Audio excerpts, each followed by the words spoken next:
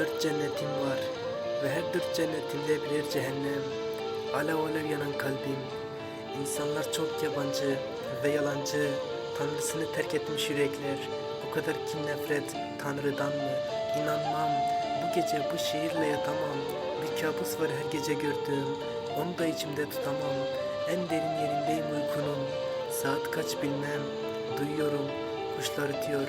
Galiba sabaha karşı. Karanlıkta yükselen bir duman ve karanlığı aydınlatan bir molotof.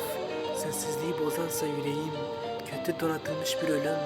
Attığın her sloganla çarpıyor kalbim. Ve sabaha ölmeden çıktım. Ama mutlaka vardır ölen. Sokaklar yangın yeri. Sokaklar savaş cephesi. Tanrı sessiz. İnsanlar zaten kör. Çok da dilsiz. Nerede unutuldu merhamet? Tanrı'ya mahsus mu? Kimin yırtık cebinde merhamet? Uyandığım her kabusa bir şiir bıraktım. Bazı yerde sustum anlatmadım. Ölenler dolduracak orayı boş bıraktım. Ve ben bu kabuslardan bir türlü kurtulamadım. Tufansız bir Nuh, Yusufsuz bir kuyu ve İsa'sız bir ateş. Uyandığımda devam eden kabuslar.